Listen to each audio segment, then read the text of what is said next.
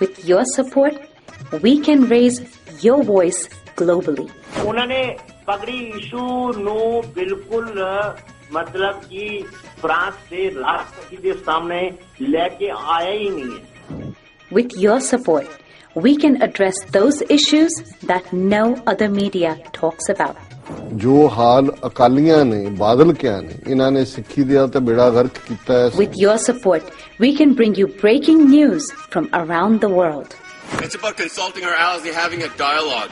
These lessons, as I stated, was learned while working with our coalition partners. With your support, we can educate and inform everyone about who Sikhs are and connect our youth to Sikhi. And it's just, representative of a culture that's all about peace. Support your TV channel and help us take your voices to everyone around the world for every human rights issue. United Sikhs ਜਥੇਬੰਦੀ ਨੇ French ਅਤੇ European courts ਦੇ ਨਾਲ-ਨਾਲ United Nations Human Rights Committee ਦਾ ਦਰਵਾਜ਼ਾ ਵੀ ਖੜਕਾਇਆ. All of this is only possible with your generous donations.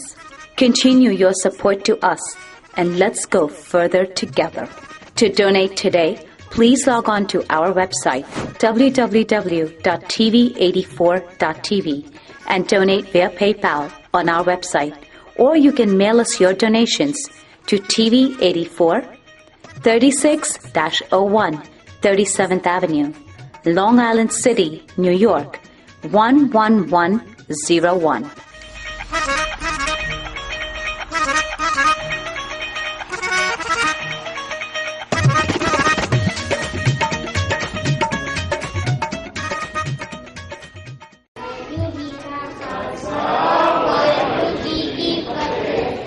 With your support, we can raise your voice globally. उन्होंने पगड़ी issue no बिल्कुल मतलब कि फ्रांस से राष्ट्रपति के सामने लेके आया ही नहीं है. With your support, we can address those issues that no other media talks about. जो हाल अकालियां ने बादल क्या ने इन्हां ने सिक्खी दिया ते बेड़ा गर्क कीता है. With your support, we can bring you breaking news from around the world.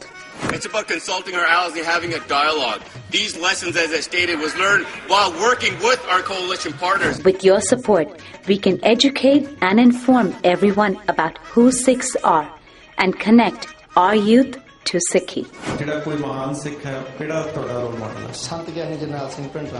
And it's just, representative of a culture that's all about peace. Support your TV channel and help us take your voices to everyone around the world for every human rights issue. United Sikhs ਜਥੇਬੰਦੀ ਨੇ French ਅਤੇ European courts ਦੇ ਨਾਲ-ਨਾਲ United Nations Human Rights Committee ਦਾ ਦਰਵਾਜ਼ਾ ਵੀ ਖੜਕਾਇਆ. All of this is only possible with your generous donations. Continue your support to us and let's go further together. To donate today, please log on to our website www.tv84.tv and donate via PayPal on our website, or you can mail us your donations to TV84 36-01 37th Avenue, Long Island City, New York 11101.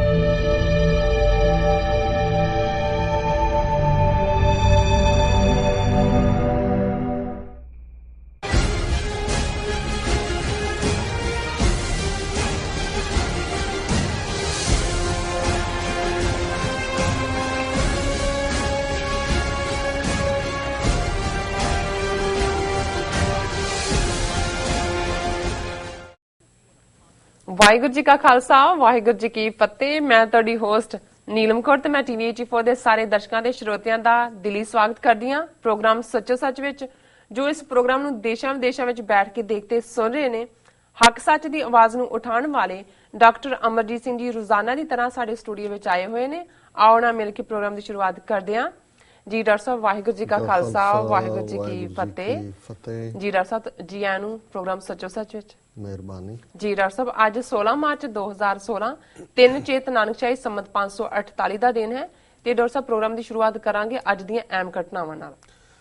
ਦੇਖੋ, ਅੱਜ ਦੀਆਂ ਘਟਨਾਵਾਂ ਦਾ ਜ਼ਿਕਰ ਕਰਨ ਤੋਂ ਪਹਿਲਾਂ ਅਸੀਂ ਸਾਰੇ ਦਰਸ਼ਕਾਂ ਸਰੋਤਿਆਂ ਦਾ ਸ਼ੁਕਰੀਆ ਅਦਾ ਕਰਨਾ ਚਾਹੁੰਦੇ ਹਾਂ ਜਿਨ੍ਹਾਂ ਨੇ ਕੱਲ੍ਹ ਦਾ ਜਿਹੜਾ ਸਾਡਾ ਪਹਿਲਾ ਸੈਗਮੈਂਟ ਸੀ ਕਿ ਕਿਸ ਤਰੀਕੇ ਨਾਲ ਪੰਜਾਬੀ ਯੂਨੀਵਰਸਿਟੀ ਵਿਚਲੇ ਹਿੰਦੂਤਵੀ ਮਾਫੀਏ ਵੱਲੋਂ ਵਾਈਸ ਚਾਂਸਲਰ ਦੇ ਨਾਲ ਮਿਲ ਕੇ ਜਾਂ ਉਹਦੇ ਨੌਲੇਜ ਤੋਂ ਬਿਨਾਂ ਕਿਵੇਂ ਸਿੱਖ ਇਤਿਹਾਸਕ ਖਰੜਿਆਂ ਨੂੰ, ਸਿੱਖ ਇਤਿਹਾਸ ਦੇ ਰੇਅਰ ਮੈਨੂਸਕ੍ਰਿਪਟਸ ਨੂੰ ਤਬਾਹ ਕੀਤਾ ਜਾ ਰਿਹਾ ਹੈ, ਉਸ ਨੂੰ ਕਿਵੇਂ ਸਕ੍ਰੈਪ ਦੇ ਬਹਾਨੇ, ਰੱਦੀ ਦੇ ਬਹਾਨੇ ਜਿਹੜਾ ਉਹ ਬਾਹਰ ਵੇਚਿਆ ਜਾ ਰਿਹਾ ਔਰ ਬਹੁਤ ਸਾਰਿਆਂ ਨੇ ਇਸ ਦੇ ਉੱਤੇ ਕੰਸਰਨ ਜ਼ਾਹਰ ਕੀਤਾ ਹੈ। ਅੱਜ ਬਹੁਤ ਸਾਰੀਆਂ ਫੇਸਬੁੱਕ ਪੋਸਟ ਵੀ ਇਸ ਨਾਲ ਸੰਬੰਧਿਤ ਨੇ ਜੀ ਔਰ ਅਸੀਂ ਅੱਜ ਦੇ ਜਿਹੜਾ ਪ੍ਰੋਗਰਾਮ ਕਦੇ TV 84 ਨਿਊਜ਼ ਦੇ ਥੱਲੇ ਸੀ ਔਰ ਇਸ ਨੂੰ ਜਿਹੜਾ ਇੱਕ ਨਵੀਂ ਸ਼ੇਪ ਦੇ ਨਾਲ ਜਿਹੜਾ ਇਹ ਸਾਹਮਣੇ ਆ ਰਿਹਾ ਕਿਉਂਕਿ ਥੋੜੇ ਬਹੁਤ ਅਸੀਂ ਨਾਂ ਤਬਦੀਲੀ ਕਰ ਰਹੇ ਹਾਂ ਜੀ। ਸੋ 9:30 ਦੇ ਅਜੇ ਉਹਨੂੰ ਮੈਂ TV 84 ਨਿਊਜ਼ ਸ਼ੋ ਹੀ ਕਵਾਂਗਾ ਕਿਉਂਕਿ ਸ਼ਾਇਦ ਫਾਰਮਰ ਉਹਦਾ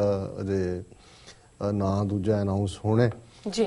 ਉਸ ਦੇ ਵਿੱਚ ਪਰਮਜੀਤ ਸਿੰਘ ਗਾਜ਼ੀ ਜਿਹੜੇ ਕਿ ਸਿੱਖ ਸਿਆਸਤ ਜਿਹੜਾ ਇਸ ਵੇਲੇ ਮੇਨ ਉੱਥੋਂ ਪ੍ਰਾਈਮ ਸੋਰਸ ਹੈ ਬਹੁਤ ਸਾਰੀਆਂ ਖਬਰਾਂ ਦਾ, ਉਸ ਦੇ ਐਡੀਟਰ ਨੇ। ਉਹਨਾਂ ਦੇ ਨਾਲ ਅੱਧਾ ਘੰਟਾ ਗੱਲਬਾਤ ਹੋਏਗੀ ਕਿਉਂਕਿ ਉਹ ਖੁਦ ਵੀ ਉਹਨਾਂ ਦੀ ਟੀਮ ਪਟਿਆਲੇ ਗਈ ਪੰਜਾਬੀ ਯੂਨੀਵਰਸਿਟੀ ਦੇ ਬਾਹਰ ਔਰ ਉਹਨਾਂ ਨੇ ਸਟੂਡੈਂਟਸ ਨਾਲ, ਕੰਸਰਨਡ ਪਾਰਟੀਜ਼ ਨਾਲ ਗੱਲਬਾਤ ਕੀਤੀ ਔਰ ਉਹਨਾਂ ਨੇ 1-to-1 ਗੁਫ਼ਤਗੂ 'ਚ ਕਿਹਾ ਕਿ ਈਵਨ ਵਾਈਸ ਚਾਂਸਲਰ ਤਾਂ ਕਾਰ 'ਚ ਬਹਿ ਕੇ ਭੱਜਣ ਵਾਲਾ ਹੀ ਹੋਇਆ, ਉੱਥੇ ਉਹ ਰੁਕਿਆ ਵੀ ਨਹੀਂ ਹੈ।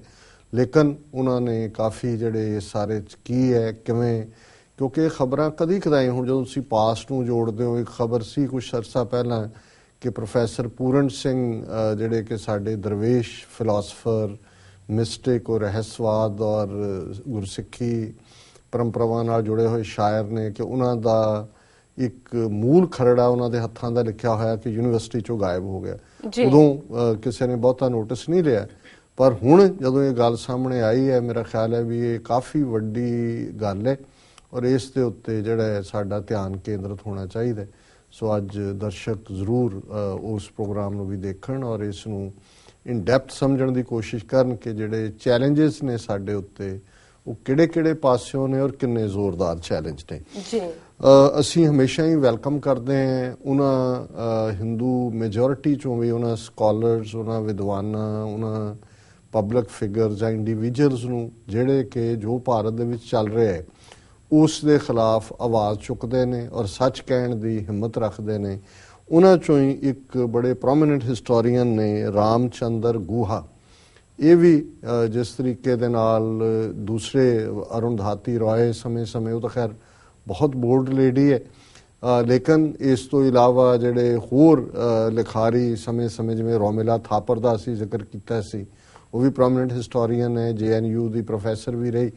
ਹੁਣ ਇਹਨਾਂ ਨੇ ਰਾਮਚੰਦਰ ਗੁਹਾ ਜਿਹੜੇ ਹਿਸਟੋਰੀਅਨ ਨੇ ਪਿਛਲੇ ਦਿਨਾਂ 'ਚ ਹੀ ਪੈਨਗੁਇਨ ਸਪ੍ਰਿੰਗ ਫੀਵਰ ਫੈਸਟੀਵਲ ਸੀ ਦਿੱਲੀ ਦੇ ਵਿੱਚ, ਉਸ ਦੇ ਵਿੱਚ ਐਡਰੈਸ ਕਰਨ ਆਏ ਔਰ ਉਹਦੇ 'ਚ ਉਹਨਾਂ ਨੇ ਜੋ ਅੱਜ ਭਾਰਤ ਦੇ ਵਿੱਚ ਵਾਪਰ ਰਿਹਾ ਔਰ ਕਿਸ ਕਿਸਮ ਦਾ ਘਟੀਆ ਲੈਵਲ ਦੀ ਜਿਹੜੀ ਗੱਲ ਹੈ ਬੁੱਧੀਜੀਵੀ ਹੋਣ ਦੇ ਨਾਂ ਥੱਲੇ ਕੀਤੀ ਜਾ ਰਹੀ ਹੈ ਉਸ ਦਾ ਉਹਨਾਂ ਨੇ ਸਖਤ ਨੋਟਿਸ ਲੈਂਦੇ ਆ ਜਿਹੜੇ ਆਪਣੇ ਵਿਚਾਰ ਦਿੱਤੇ ਨੇ। ਔਰ ਉਹਦੇ ਤੇ ਜਿਹੜੀ ਅੱਜ ਮੇਨ ਇੱਕ ਸਟੋਰੀ ਹੈ, BJP ਦਾ most anti intellectual party Ramchandra Guha, ਕਿ ਜੇ ਬੌਧਿਕਤਾ ਜਾਂ ਬੁੱਧੀਜੀਵੀਆਂ ਦੇ ਜਾਂ ਇੰਟੈਲੈਕਟ ਦੇ ਖਿਲਾਫ ਕੋਈ ਪਾਰਟੀ ਹੈ ਭਾਰਤ ਦੇ ਵਿੱਚ ਤਾਂ ਉਹ BJP ਹੈ, ਇਹ ਉਹਨਾਂ ਨੇ ਕਿਹਾ। ਔਰ ਨਵੀਂ ਦਿੱਲੀ 'ਚ ਕਿਉਂਕਿ ਮੇਰੀ ਕੋਸ਼ਿਸ਼ ਹੁੰਦੀ ਹੈ ਕਿ ਓਰੀਜਨਲੀ ਪੜ੍ਹਿਆ ਜਾਏ ਤਾਂ ਕਿ ਇਹ ਹੋਏ ਕਿ ਭਾਈ ਅਸੀਂ ਉਹਦੇ 'ਚ ਕੋਈ ਆਪਣਾ ਐਂਗਲ ਨਹੀਂ ਦਿੱਤਾ, ਉਹ ਤਾਂ ਅਸੀਂ ਬਾਅਦ 'ਚ ਹੀ ਦੇਣਾ ਹੁੰਦਾ ਜੀ। Noted historian Ramachandra Guha today said that there is a dearth of right-wing intellectuals in the country as he dismissed RSS as a bunch of low-level ideologues and termed BJP as the most anti-intellectual party। ਉਹਨਾਂ ਨੇ ਕਿਹਾ ਕਿ ਜੀ ਇਹ ਜਿਹੜੀ RSS ਜਮਾਤ ਹੈ ਇਹਨਾਂ ਦੇ ਵਿੱਚ ਜਿਹੜੇ ਸੱਜੇ ਪੱਖੀ ਨੇ ਇਹਨਾਂ ਕੋਲ ਕੋਈ ਬੁੱਧੀਜੀਵੀ ਨਹੀਂ ਨੇ, ਬਹੁਤ ਲੋਅਰ ਲੈਵਲ ਦੇ ਘਟੀਆ ਲੈਵਲ ਦੀ ਇਹਨਾਂ ਦੀ ਬੌਧਿਕਤਾ ਜਾਂ ਵਿਚਾਰਕ ਨੇ ਇਹਨਾਂ ਦੇ ਔਰ ਬੀਜੇਪੀ ਇਸ ਵੇਲੇ ਇੰਟਾਈ ਜਿਹੜੀ ਹੈ ਇਸ ਕਿਸਮ ਦੇ ਇੰਟੈਲੈਕਟ ਵਾਲੀ ਪਾਰਟੀ ਹੈ. He also said what is happening in JNU is worrisome. There is a certain level of truth to the accusation that the universities have been colonized by the left, but that cannot be changed unless the right throws up better people. You cannot have your principal spokesperson in Anupam Khair or still less Parveen Togadia and Samriti Irani. They will only drive our discourse further and further into the mud. ਉਹਨਾਂ ਨੇ ਕਿਹਾ ਕਿ ਵੀ JNU ਜੋ ਵਾਪਰ ਰਿਹਾ ਫਿਕਰ ਵਾਲੀ ਗੱਲ ਹੈ, ਇਹਦੇ 'ਚ ਕੋਈ ਸ਼ੱਕ ਨਹੀਂ ਕਿ ਯੂਨੀਵਰਸਿਟੀਆਂ ਦੇ ਵਿੱਚ ਕਿਸੇ ਨਾ ਕਿਸੇ ਹੱਦ ਤੱਕ ਖੱਬੇ ਪੱਖੀਆਂ ਨੇ ਆਪਣਾ ਬਸਤੀਵਾਦ ਕਾਇਮ ਕੀਤਾ ਹੋਇਆ ਹੈ, ਪਰ ਇਹਨੂੰ ਤੁਸੀਂ ਚੇਂਜ ਤਾਂ ਹੀ ਕਰ ਸਕਦੇ ਹੋ ਜੇ ਜਿਹੜੇ ਰਾਈਟ ਵਿੰਗ ਵਾਲੇ ਨੇ ਉਹ ਉਹਨਾਂ ਤੋਂ ਵਧੀਆ ਬੰਦੇ ਲਿਆਉਣ ਜੀ, ਇੰਟੈਲੈਕਚੁਅਲ ਲਿਆਉਣ. ਤੁਸੀਂ ਅਨੁਪਮ ਖੈਰ ਵਰਗੇ ਜਾਂ ਪ੍ਰਵੀਨ ਤੋਗਾੜੀਆ ਜਾਂ ਸਮ੍ਰਿਤੀ ਇਰਾਨੀ ਨੂੰ ਲਿਆ ਕੇ ਤੇ ਉਸ ਸਭ ਨੂੰ ਘੜੀਸ ਕੇ ਮੱਡ ਦੇ ਵਿੱਚ ਚਿੱਕੜ ਦੇ ਵਿੱਚ ਸੁੱਟ ਰਹੇ ਹੋ. BJP is sadly the most anti intellectual party. Unfortunately, RSS were the most profoundly anti-intellectual people. MS Golwalkar was a garden variety bigot. We don't see people like C. Rajagopalacharya, who was a profound and complicated thinker, he said at the Penguin Spring Fever Festival here. ਇਹ ਹੁਣ ਬਹੁਤ ਜ਼ੋਰਦਾਰ statement ਹੈ ਉਹਦੀ. ਉਹਨੇ ਕਿਹਾ ਕਿ ਇਹ ਬੀਜੇਪੀ ਜਿਹੜੀ ਹੈ ਸਭ ਤੋਂ ਵੱਡੀ ਐਂਟੀ ਇੰਟੈਲੈਕਚੁਅਲ ਪਾਰਟੀ ਹੈ ਔਰ ਮੰਦੇ ਭਾਗਾਂ ਨੂੰ ਕਿ ਜਿਹੜਾ RSS ਇਹ ਪਹਿਲਾਂ ਤੋਂ ਹੀ ਈਵਨ ਇਹਨਾਂ ਦਾ ਜਿਹੜਾ ਸੰਸਥਾਪਕ ਹੈ RSS ਦਾ MS ਗੋਲਵਲਕਰ, ਉਹ ਵੀ ਇੱਕ ਆਮ ਕਿਸਮ ਦਾ ਫਿਰਕੂ ਜਿਹਾ ਬੰਦਾ ਸੀ. ਗਾਰਡਨ ਵੈਰਾਈਟੀ ਹੁੰਦਾ, ਤੁਰਦਾ ਫਿਰਦਾ ਬਿਗਟ ਜਿਹਦੇ ਮਨ ਦੇ ਵਿੱਚ ਹੀ ਨਫ਼ਰਤ ਭਰੀ ਹੋਈ ਹੈ. ਔਰ ਉਹਨਾਂ ਨੇ ਕਿਹਾ ਕਿ ਵੀ ਇੱਥੇ C. ਰਾਜਗੋਪਾਲਾਚਾਰੀਆ, ਇਹ ਭਾਰਤ ਦਾ ਪਹਿਲਾ ਗਵਰਨਰ ਜਨਰਲ ਹੋਇਆ, ਮਦਰਾਸੀ ਸੀ but very intellectual minded person. ਉਹਨਾਂ ਨੇ ਕਿਹਾ ਕਿ ਭਾਈ ਉਹ ਉਸ ਕਿਸਮ ਦੇ ਬੰਦੇ ਜਿਹੜੇ ਨੇ ਉਹ ਚਲੇ ਗਏ ਕਿਤੇ ਤੇ ਇਹ ਲੋਅਰ ਲੈਵਲ ਦੇ ਜਿਹੜੇ ਨੇ ਇਹ ਆ ਕੇ ਸਾਡੇ ਸਿਰ ਤੇ ਬੈਠੇ ਨੇ. ਆਲਦੋ ਵਰਿੰਗ ਦਾ ਫਿਰ ਉਹਨਾਂ ਨੇ ਕਿਹਾ Guha also said that within India the thought of Hindu fundamentalism was much more terrifying than Islamic fundamentalism because they are the majority. ਹੁਣ ਕੱਲ ਦੇ ਪ੍ਰੋਗਰਾਮ 'ਚ ਅਸੀਂ ਕੰਪੇਅਰ ਕੀਤਾ ਸੀ, ਅਸੀਂ ਕਿਹਾ ਸੀ ਗੁਲਾਮ ਨਬੀ ਆਜ਼ਾਦ ਨੇ ਪਹਿਲਾਂ ਕਿਹਾ ਕਿ ਜੀ RSS ISIS ਵਾਂਗ ਹੈ, ਫਿਰ ਦੌੜ ਗਿਆ ਆਪਣੇ ਬਿਆਨ ਤੋਂ, ਇੰਨਾ ਖੌਫ ਹੈ ਮੈਜੋਰਿਟੀ ਦਾ. ਪਰ ਇਹਨੇ ਜਿਹੜਾ ਰਾਮਚੰਦਰ ਗੁਹਾ ਨੇ ਬਿਲਕੁਲ ਕੰਪੇਅਰ ਕੀਤਾ, ਉਹਨੇ ਕਿਹਾ ਰਾਦਰ ਇਹ ਜ਼ਿਆਦਾ ਖਤਰਨਾਕ ਨੇ. ਗੁਹਾ said that within India the thought of Hindu fundamentalism was much more terrifying than Islamic fundamentalism because they are the majority. ਹੁਣ ਜਿਹੜੇ ਮਿਡਲ ਈਸਟ 'ਚ, ਸੀਰੀਆ 'ਚ ਜਾਂ ਸਾਊਦੀ ਅਰੇਬੀਆ ਜਾਂ ਕਿਤੇ ਜਾਂ ਈਵਨ ਪਾਕਿਸਤਾਨ 'ਚ ਜਿਹੜੇ ਫੰਡਾਮੈਂਟਲਿਸਟ ਵਾਲੀ ਗੱਲ ਕਰਨ ਵਾਲੇ ਨੇ ਉਹ ਬਹੁਤ ਛੋਟਾ ਸੈਕਸ਼ਨ ਹੈ. ਤੇ ਉਹਨੇ ਕਿਹਾ ਵੀ ਇੱਥੇ ਤਾਂ 85% ਹਿੰਦੂ ਰਹਿੰਦੇ ਨੇ, ਜੇ ਇੱਥੇ ਹਿੰਦੂ ਫੰਡਾਮੈਂਟਲਿਜ਼ਮ ਹੋਏਗਾ ਤਾਂ ਇਹ ਮੱਚ ਮੋਰ ਡੇਂਜਰਸ ਹੈ ਆਈਸਿਸ ਜਾਂ ਇਸਲਾਮਿਕ ਫੰਡਾਮੈਂਟਲਿਜ਼ਮ ਨਾਲੋਂ. Globally Islamic terrorism is a very, very dangerous phenomena and is a danger to the survival of human civilization. But within India, Hindus are 85%. Hindu fundamentalism is much more dangerous than Islamic fundamentalism. I am terrified at the thought of Hindu majoritarianism because that is what we were not. If India was anything, it was not to be a Hindu Pakistan, the historian said. ਇਹ ਬਹੁਤ ਮਜ਼ਬੂਤ statement ਹੈ ਔਰ ਅਸੀਂ comment ਕਰਦੇ ਹਾਂ ਕਿ ਵੀ ਜਦੋਂ ਤੱਕ ਇਸ ਕਿਸਮ ਦੇ ਲੋਕ ਉੱਥੇ ਨੇ ਚੈਲੰਜ ਹੁੰਦਾ ਰਹੇਗਾ. ਉਹਨੇ ਕਿਹਾ ਜੀ ਇਹ ਜ਼ਿਆਦਾ ਖਤਰਨਾਕ ਹੈ ਇਸਲਾਮ ਨਾਲੋਂ, 85% ਹਿੰਦੂ ਰਹਿੰਦੇ ਨੇ ਔਰ ਮੇਰਾ ਖੌਫ ਹੈ ਕਿ ਜੇ ਹਿੰਦੂ ਬਹੁ ਗਿਣਤੀ ਦੇ ਦਿਮਾਗ 'ਚ ਵੜ ਗਿਆ ਕਿ ਅਸੀਂ ਬਹੁ ਗਿਣਤੀ ਦੇ ਨਾਲ ਫੈਸਲੇ ਲੈਣੇ ਨੇ, ਫਿਰ ਜੋ ਭਾਰਤ ਹੈ ਉਹ ਨਹੀਂ ਰਹੇਗਾ ਔਰ ਮੈਂ ਕੋਈ ਹਿੰਦੂ ਪਾਕਿਸਤਾਨ ਨਹੀਂ ਚਾਹੁੰਦਾ.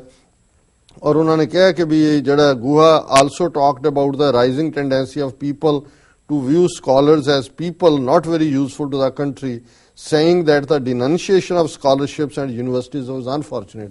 ਉਹਨੇ ਕਿਹਾ ਭਾਰਤ ਦੇ ਵਿੱਚ ਇਹ ਟ੍ਰੈਂਡ ਵੀ ਜਿਹੜਾ ਵੱਧ ਰਿਹਾ ਹੈ ਕਿ ਸਕਾਲਰਸ ਨੂੰ ਲੋਕ ਸਮਝਦੇ ਨੇ ਵੀ ਇਹ ਨਿਕੰਮੇ ਨੇ, ਦੇਸ਼ ਲਈ ਫਾਇਦਾ ਨਹੀਂ ਹੈ ਔਰ ਇਹ ਬੜਾ ਖਤਰਨਾਕ ਰੁਝਾਨ ਹੈ. ਇਹਦੇ ਨਾਲ ਬੌਧਿਕਤਾ ਦਾ ਵਿਕਾਸ ਨਹੀਂ ਹੋਏਗਾ ਔਰ ਜ਼ਾਹਰ ਹੈ ਕਿ ਜੇ ਬੌਧਿਕ ਲੋਕ, ਇੰਟੈਲੈਕਚੁਅਲ ਲੋਕ ਅਗਵਾਈ ਦੇਣ ਲਈ ਨਹੀਂ ਹੋਣਗੇ ਤੇ ਫਿਰ ਕਿਸ ਕਿਸਮ ਦੇ ਲੋਕ, ਫਿਰ ਉਹ ਪ੍ਰਵੀਨ ਤੋਗਾੜੀਆ ਤੇ ਅਸੀਮਾਨੰਦ ਤੇ ਕਿਹੜੇ ਆਨੰਦ, ਅਦਿੱਤਿਆਨੰਦ ਤੇ ਸਾਧਵੀ ਪ੍ਰਗਿਆ ਤੇ ਉਹ ਦੂਜੀ ਜਿਹੜੀ ਹੈ ਇੱਕ ਬੈਠੀ ਹੋਈ এনवायरमेंट ਦੀ ਮਿਨਿਸਟਰੀ ਦੇ ਉੱਤੇ ਉਮਾ ਭਾਰਤੀ, ਉਸ ਕਿਸਮ ਦੀ ਜਿਹੜੀਆਂ ਨੇ. ਉਹਨੇ ਠੀਕ ਕਿਹਾ ਵੈਸੇ, ਉਹ ਆਜ਼ਮ ਖਾਨ ਹੈ ਯੂਪੀ ਦਾ, ਉਹਨੇ ਕਿਹਾ ਇਹ ਜਿਹੜੇ ਜਿੰਨੇ ਕੁਆਰੇ ਇਹ ਯੋਗੀ ਯੋਗਣਾ ਨੇ ਇਹਨਾਂ ਦੇ ਵਿਆਹ ਕਰਾਓ, ਇਹਨਾਂ ਦੀ ਇਹ ਗੁੱਸੇ ਰਹਿੰਦੇ ਨੇ, ਘੱਟੋ ਘੱਟ ਵਿਆਹ ਹੋਏਗਾ, એનર્ਜੀ ਕਿਸੇ ਹੋਰ ਪਾਸੇ ਲੱਗੇਗੀ। ਸੋ ਕੁੱਲ ਮਿਲਾ ਕੇ ਜੇ ਇੰਟੈਲੈਕਚੁਅਲ ਜਿਹੜੇ ਨੇ ਉਹਨਾਂ ਦਾ ਨੂੰ ਹੀ ਕੋਈ ਸੁਸਾਇਟੀ ਕਹੇ ਜੀ ਨਹੀਂ ਇਹ ਸਾਡਾ ਨੁਕਸਾਨ ਕਰਨਗੇ, ਫਿਰ ਮਿਡਲ ਕਲਾਸ ਕੀ ਫਿਰ ਲੋਅਰ ਕਲਾਸ ਲੋਕ ਲੀਡ ਕਰਦੇ ਨੇ। ਸੋ ਅਸੀਂ ਜਿਹੜਾ ਕਮੈਂਟ ਕਰਦੇ ਹਾਂ ਰਾਮਚੰਦਰ ਗੁਹਾ ਨੂੰ ਫॉर ਹਿਸ ਬੋਲਡ ਸਟੇਟਮੈਂਟ। ਬਾਕੀ ਜਿਵੇਂ ਮੈਂ ਪਹਿਲਾਂ ਪ੍ਰੋਗਰਾਮ ਤੋਂ ਕਹਿ ਰਿਹਾ ਸੀ ਵੀ ਭਾਰਤੀ ਲੋਕ ਯੋਗਾ ਵੇਚਦੇ ਨੇ ਬਾਹਰ ਜੀ ਕਿ ਜੀ ਹੈਪੀਨੈਸ ਕੀ ਟੂ ਹੈਪੀਨੈਸ। ਉਹ ਸ਼੍ਰੀ ਫਰਾਡ ਰਵੀ ਸ਼ੰਕਰ ਉਹਨੇ ਜਿਵੇਂ ਜਮਨਾ ਦਾ ਪੂਰਾ ਕੰਢਾ ਉਜਾੜਿਆ ਬੈਡ, ਔਰ ਉਹਦੇ ਚ ਵੀ ਉਹਨਾਂ ਨੇ ਕਿਹਾ ਜੀ 153 ਦੇਸ਼ਾਂ ਤੋਂ ਲੋਕ ਜਿਹੜੇ ਨੇ ਉਹ ਆਣਗੇ, ਉਹ ਬਾਅਦ ਫਿਰ ਉਹਨੂੰ ਕਰਤਾ ਹੌਲੀ ਜਿਹੀ the broadcast of program on internet is in 130 country. ਮੈਂ ਕਿਹਾ ਸਾਡਾ TV 84 110 ਦੇਸ਼ਾਂ 'ਚ ਦੇਖਿਆ ਜਾਂਦਾ, ਭਾਵੇਂ ਥੋੜੇ ਵਿਊਅਰ ਵੀ ਹਰ ਥਾਂ ਤੇ ਹੋਣ।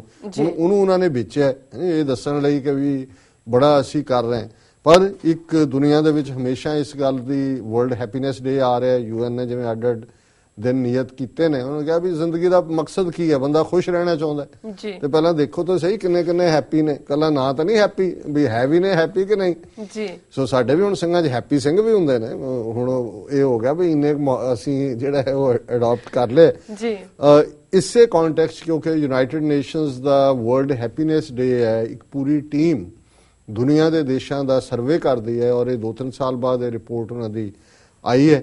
ਉਹਨਾਂ ਨੇ 156 ਦੇਸ਼ਾਂ ਦਾ ਸਰਵੇ ਕੀਤਾ ਔਰ ਅੱਜ ਇੰਟਰਨੈਸ਼ਨਲ ਨਿਊਜ਼ ਹੈ ਸਾਰੇ ਪਾਸੇ। ਔਰ ਉਹਦੇ 'ਚ ਇਹ ਹੈ ਕਿ India 118th on happiness index, Denmark happiest country. ਤੇ ਡੈਨਮਾਰਕ ਦੁਨੀਆ ਦਾ ਸਭ ਤੋਂ ਖੁਸ਼ ਰਹਿਣਾ ਦੇਸ਼ ਹੈ, ਲੋਕ ਉੱਥੇ ਸਭ ਤੋਂ ਜ਼ਿਆਦਾ ਖੁਸ਼ ਰਹਿੰਦੇ ਨੇ। ਤੇ 156 ਚੋਂ ਭਾਰਤ 118ਵੇਂ ਤੇ ਹੈ। ਅੱਜ ਤੋਂ 2013 ਦੇ ਵਿੱਚ 3 ਸਾਲ ਪਹਿਲਾਂ 111ਵੇਂ ਤੇ ਸੀ। ਮੈਂ ਤਾਂ ਕਿਹਾ ਯੋਗਾ ਕਰਕੇ ਖੁਸ਼ ਹੋਏ, ਉਹ ਉੱਤੇ ਨੂੰ ਥੋੜੀ ਜਾ ਰਹੇ ਨੇ, ਥੱਲੇ ਨੂੰ ਜਾ ਰਹੇ। ਔਰ ਜਿਹੜੀ ਹੈਰਾਨੀ ਹੈ ਪਾਕਿਸਤਾਨ, ਸ੍ਰੀਲੰਕਾ, ਬੰਗਲਾਦੇਸ਼ ਉਹਦੇ ਜ਼ਿਆਦਾ ਖੁਸ਼ ਲੋਕ ਰਹਿੰਦੇ ਨੇ। ਚੰਗੀ ਗੱਲ ਵੀ ਯੋਗਾ ਨਹੀਂ ਕਰਦੇ, ਇਸ ਲਈ ਖੁਸ਼ ਨੇ ਉਹ। ਸੋ ਇਹ ਮੈਂ ਖਬਰ ਆਫ ਇੰਟਰਸਟ ਵੀ ਸੀ ਕਿ ਵੀ ਇਹ ਜਿਹੜਾ ਆਪਣਾ ਵੇਚਦੇ ਨੇ ਸੌਦਾ ਕਹਿਣ ਨੂੰ ਕਿ ਜੀ ਸੀਕ੍ਰੇਟ ਆਫ ਹੈਪੀਨੈਸ, ਉਹ ਜਿਹੜਾ ਸ਼੍ਰੀ ਫਰਾਡ ਹੈ ਉਹਨੇ ਆਪਣੀ ਆਰਗੇਨਾਈਜੇਸ਼ਨ ਦਾ ਨਾਮ ਰੱਖਿਆ ਆਰਟ ਆਫ ਲਿਵਿੰਗ। ਚੰਗੀ ਲਿਵਿੰਗ ਹੈ, ਸ਼ਕਲੋਂ ਹੀ ਚੋਰ ਲੱਗਦਾ ਉਹ, ਇਦਾਂ ਦਾ ਹੀ ਇਹ ਨੇ। India didn't make any improvement in its happiness quotient, ranking 118th out of 156 countries in the global list of the happiest nations, down one slot from the last year on the index and coming behind China, Pakistan and Bangladesh. ਚੀਨੀ ਵੀ ਖੁਸ਼, ਬੰਗਲਾਦੇਸ਼ੀ ਵੀ ਹੈ, ਇਹਨਾਂ ਨੂੰ ਕੀ ਬਿਮਾਰੀ ਚੰਬੜੀ ਹੈ, ਮੋਦੀ ਦਾ ਹੀ ਫਿਕਰ ਕਰਦੇ ਉਹਨਾਂ ਨੇ ਜੀ। Denmark takes the top spot as the happiest country in the world, displacing Switzerland. According to the World Happiness Report 2016, published by the Sustainable Development Solutions Network, a global initiative for the United Nations. A report United Nations ਦੇ ਇਸ network ਦੀ ਹੈ।